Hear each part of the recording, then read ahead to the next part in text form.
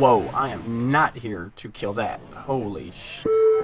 How's it hanging, dudes? My name is Sean, and welcome back to another Monster Hunter World video. Okay, so for today's video, we are going to showcase another monster, a KULU Ya Ku, as you can tell by the title and thumbnail. Kind of want to fill you guys out on the Monster Hunter and, you know, see what your guys' take is on it. So go ahead and smack a like. Maybe you'll even subscribe if you're new to the channel. So go ahead and drop a like, subscribe if you're new. But head down to that comment section real quick and tell me what you want to see me improve on, you know, with these monster showcases. Do you want to see more than one monster per video?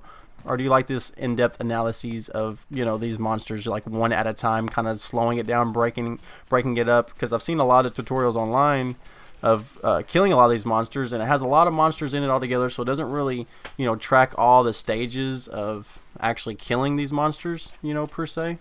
A lot of the tutorials online that I've seen, they really don't showcase each monster one at a time. Very few do, and they don't really go into the in-depth, I don't know, I guess background information on each monster. So you know, that's what I kind of want to do here. In each video, I'm going to try to find more information and defeat each one of these monsters a couple times to see what happens. Without further ado, let's go ahead and jump right into it. Yeah, I'm still using the insect glaive, however you want to say that, because I've noticed that a lot of these monsters have weaknesses. The glaive, the insect rod, whatever you want to call it, is able to you can equip elements on it early on, so you don't have to go very far into the game before you have to get weapons that are water based with elements and stuff like that, you know what I mean? So whenever you go to do a new quest, come to this little board here, and it will give you some information, general information. For example, this particular quest, the KULU quest, you can't die more than 3 times, can't get knocked out more than 3 times, and there's also a time limit of less than an hour for this one, 50 minutes, and stay tuned to the end of the video whenever I get my my quest completion page, and you'll see just how long it took us to actually take down this the KULU, yeah, that thing, the dodo bird. Okay, so a KULU Ya Ku is a 5th generation wyvern. It's a bird wyvern, of course, or wyvern, however you want to say it. Excuse me, don't freak out. Sorry, I'm so sorry. While the KULU Ya Ku has like the face of a dodo and like the mannerisms of a dodo, and doesn't seem really at all intimidating or scary, and compared to its counterparts, you know, its later game counterparts, it's kind of small. But I will say that these fuckers, if I'm allowed to say that, YouTube, are very, very resilient. Very resilient. They're slightly harder to kill or trap than the Great Jaguar, which is, you know, the beast you encountered just before this KULU Ya Ku quest, and may still be roaming around depending on how long it takes you to kill this thing and what other quests you have lined up.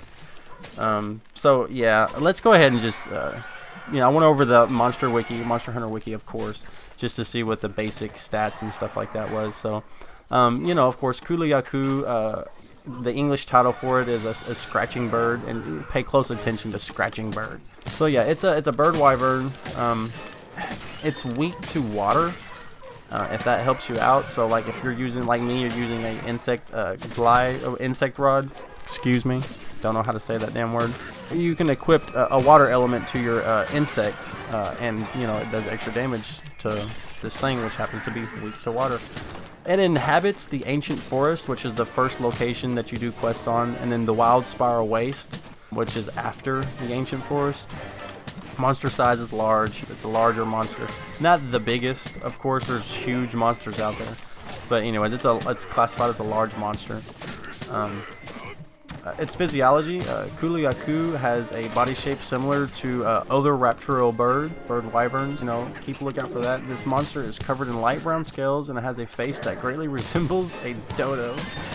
Though it is mostly covered in scales, it also has feathers on its head and arms. I'm glad they put dodo in there, because I really didn't even have that planned out. I just thought it looked like a dodo, so I said it looked like a dodo.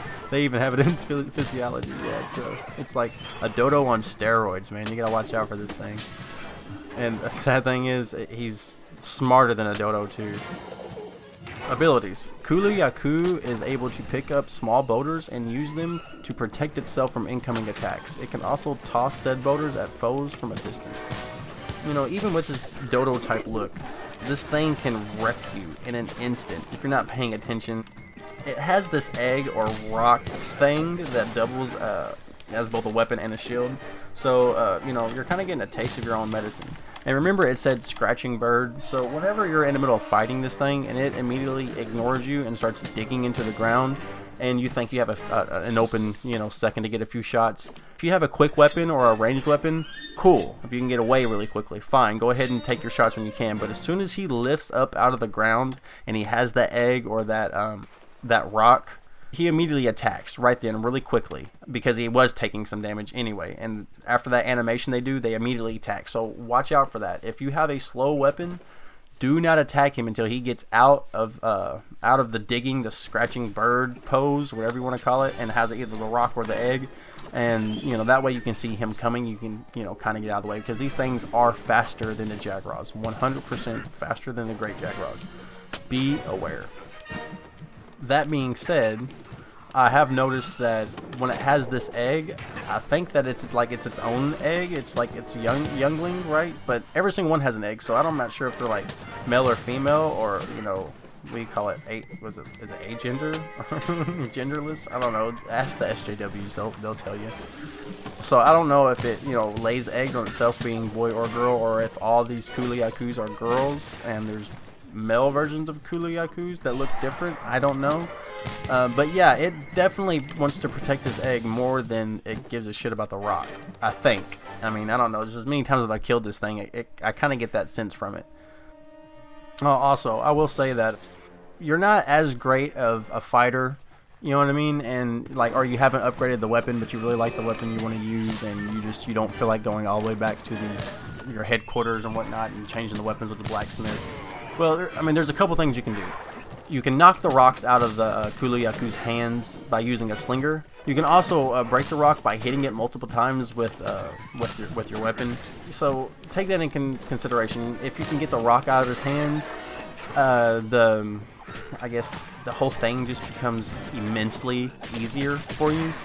But also around the map, I should have put this in the last video, but around the map there's areas where you can actually, you know, trigger the environment to do certain things, and there's different areas, and you can actually see it on your map. I think areas that you can trigger, like there's if you walk past a certain patch of grass and vines, it'll spring up and it'll, you know, trap the monster, and it can't go nowhere for a little while. So there's a couple things you can do. You know, if you're like more of a passive player and you don't really like going in guns blazing and taking as many hits as you can while doing as much damage as you can, and you like to kind of take it slow and hang back and watch their mannerisms, because that's another thing about Monster Hunter is you can actually watch and observe these animals, and in game they have different areas they go to and they'll lay down, and there's different stuff that they do. They have little hidey holes that you really don't know about unless you just kind of watch them.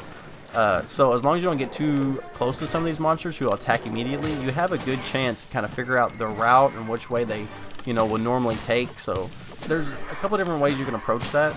Take that for what it is. Target, if you're trying to kill the KULU YA KU quickly and, you know, kind of put it out of commission, target the KULU YA KU's head and arms. They can be wounded very easily. And once you get him wounded and he's limping, he becomes a lot slower. And once you take the KULU YA KU's speed away, see, look how many times I've said KULU YA KU in this video, guys. I've said it a lot. I mean, I know it's not a hard word to say, but fuck, I can't even say insect glide. See, I can't say it. I just can't say it. Anyway, after you wound its head and its arms, or its legs, whatever you want to call it, it'll start to limp. If you do the legs first, which are easier to wound, he starts limping earlier, and, you know, you take the speed away from him, and once you take the speed away from him, he becomes a lot easier because he can outspeed you. You know what I mean? Especially if you have chainmail on and a larger weapon that's kind of slower, you might want to switch to you know, either a ranged weapon or a quicker weapon that does less damage that you've just, you know, upgraded a couple times recently.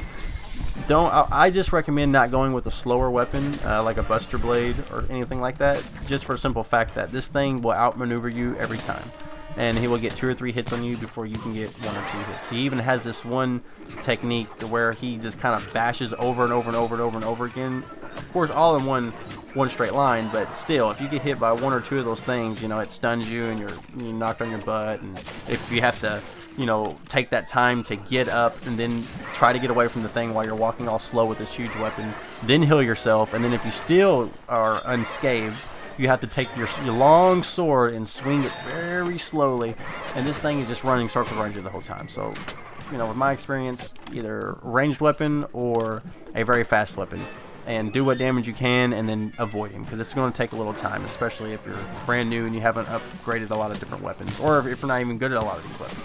Definitely utilize the environment and stuff like that. It will definitely help you. Yeah, after the legs, target the head, and the head will visibly hurt. I mean, it'll drip liquids and blood and snot and saliva and stuff, and you almost start feeling sorry for the thing. But then you gotta think, hey, if this was real life and I was hunting this monster, he wouldn't hesitate to make chop suey out of me. You know what I'm saying? So yeah, guys, that's been the KULU Ya Ku. Whoa, I am not here to kill that. Holy sh! So I hope this information helps you guys out. Please, please, please go into the comment section below and tell me what you think I should add in to some of these monster characterization videos, whatever you want to phrase these things as, showcases.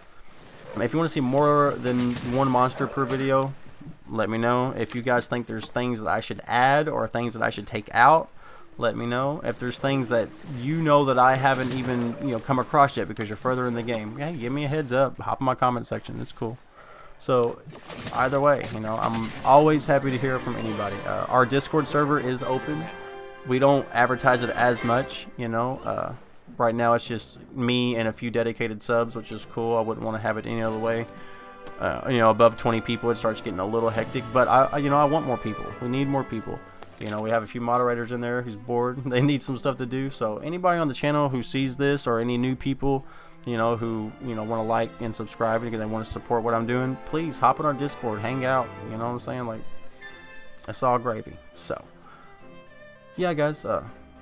Again, I appreciate you dearly. Keep it up and keep that support coming through. And I'll catch you in the next video.